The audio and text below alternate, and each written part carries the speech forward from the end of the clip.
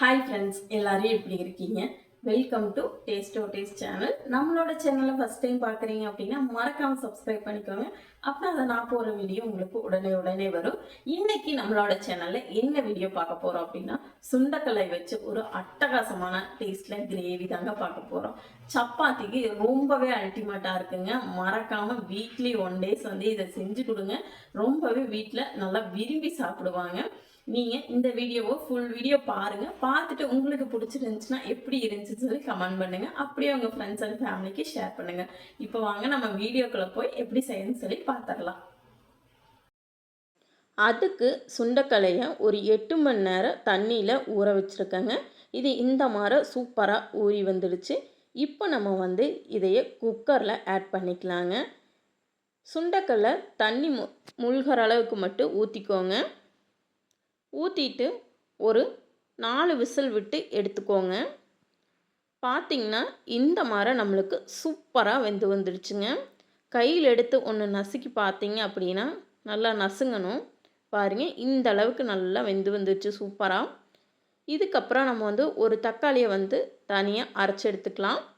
இன்னொரு மிக்ஸி ஜாரில் 1 கப் தேங்காய், 1 டேபிள் ஸ்பூன் சீரகம், 1 டேபிள் ஸ்பூன் சோம்பு, ஒரு 5-6 மிளகாய் ஆட் பண்ணிக்கோங்க. ஒரு 1/2 டேபிள் ஸ்பூன் அளவுக்கு மிளகாய்த்தூள், 2 டேபிள் ஸ்பூன் அளவுக்கு மல்லித்தூள், அதுக்கப்புறமா 1/4 டீஸ்பூன் அளவுக்கு மஞ்சத்தூள் ஆட் பண்ணிக்கோங்க. நம்ம வேக வச்ச சுண்டக்கல்லையிலிருந்து கொஞ்சமாக ஒரு 1/2 கப் மட்டும் எடுத்து இதில் ஆட் பண்ணிக்கலாங்க. இப்படி ஆட் பண்ணி செய்யும்போது இதோட டேஸ்ட்டு சூப்பராக இருக்குங்க. தண்ணி விட்டு நம்ம நல்லா ஃபைன் பேஸ்ட்டாக அரைச்சி எடுத்து வச்சுக்கோங்க. இப்போ நம்ம ஸ்டவ்வை ஆன் பண்ணி கடாய் வச்சுக்கலாங்க. இதில் ஆயில் ஆட் பண்ணிக்கலாம். நல்லா சூடானதுக்கப்புறமா கடுகு ஆட் பண்ணிக்கோங்க. இதையே பெரிய வெங்காயத்தை பொடியாக கட் பண்ணி வச்சுருக்கேன், அதை ஆட் பண்ணி நல்லா வதக்கிக்கோங்க. ஓரளவு வந்து பொன்னிறமாக ஆனதுக்கப்புறமா 1 டேபிள் ஸ்பூன் அளவுக்கு இஞ்சி பூண்டு பேஸ்ட் ஆட் பண்ணி நல்லா வதக்கிக்கோங்க. இஞ்சி பூண்டு பேஸ்ட்டு நம்ம சுண்டக்கல்லை செய்யும்போது கண்டிப்பாக ஆட் பண்ணுங்க. அப்படின்னா தான் வந்து சட்டுன்னு ஜீரணமாகும், கேஸ் ப்ராப்ளம் வராமல் இருக்கும். அதனால் வந்து நீங்கள் சுண்டக்கல்லை எந்த டிஷ் செஞ்சாலும் சுண்டக்கல்லை ஆட் பண்ணிங்கன்னா இஞ்சி பூண்டு பேஸ்ட்டு ஆட் பண்ணிக்கோங்க. இப்போ நம்ம வந்து அரைச்சி வச்சுருக்க தக்காளி ஆட் பண்ணி நல்லா வதக்கிட்டு பச்சை வாசம் போனதுக்கப்புறமா காஷ்மீரி மிளகாய்த்தூள் ஆட் பண்ணிவிட்டு 1/4 டீஸ்பூன் கரம் மசாலா ஆட் பண்ணி நல்லா மிக்ஸ் பண்ணிக்கோங்க. இந்த அளவுக்கு நல்லா மிக்ஸ் பண்ணிவிட்டு நம்ம அரைச்சி வச்சுருக்க பேஸ்ட்டையும் ஆட் பண்ணிக்கலாங்க. பாருங்கள், இந்த மாதிரி ஆட் பண்ணிவிட்டு இதுக்கு தேவையான அளவு தண்ணி ஆட் பண்ணிக்கோங்க. உங்களுக்கு எந்த அளவுக்கு வேணுமோ அந்த அளவுக்கு கூட குறைச்சலாக ஆட் பண்ணிக்கோங்க. இப்போ நம்ம வந்து இதுக்கு தேவையான அளவு உப்பு ஆட் பண்ணிக்கலாங்க. இதையே நல்லா ஒன்று சேர மிக்ஸ் பண்ணி விட்டுக்கோங்க. இது நல்லா கொதி வரட்டுங்க. இதோட பச்சை வாசனம் போய் நல்லா இந்த மாதிரி தளதளன்னு கொதிக்கும் போது நம்ம வந்து பார்த்தாலே தெரியும். பாருங்கள், இந்த அளவுக்கு நல்லா கொதிச்சு வந்துடுச்சு.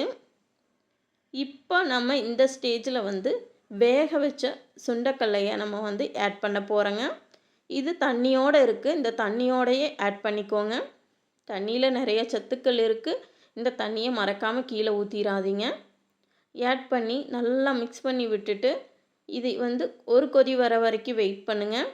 கொதி வந்ததுக்கப்புறமா மூடி போட்டு ஒரு 5 நிமிஷம் மட்டும் வேக வச்சுக்கோங்க.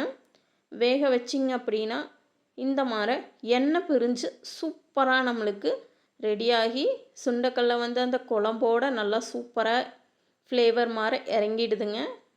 பாருங்கள், சூப்பராக நம்மளுக்கு கிரேவி பதத்துக்கு வந்துடுச்சு. இதை நல்லா மிக்ஸ் பண்ணி விட்டுட்டு இப்போ நம்ம வந்து கை நிறைய கொத்தமல்லி தழையை தூவிக்கலாங்க.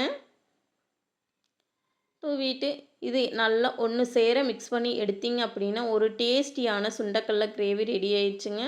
மறக்காமல் நீங்கள் வீட்டில் செஞ்சு பாருங்கள். வீக்லி 1 day செஞ்சு கொடுத்தீங்க அப்படின்னா குழந்தைங்க விரும்பி சாப்பிடுவாங்க. இதை சப்பாத்தியோடு வச்சு சாப்பிடும்போது ரொம்பவே டேஸ்ட்டு சூப்பராக இருக்குங்க. மறக்காமல் செஞ்சு கொடுத்து பாருங்கள், நல்லாவே பாராட்டுவாங்க.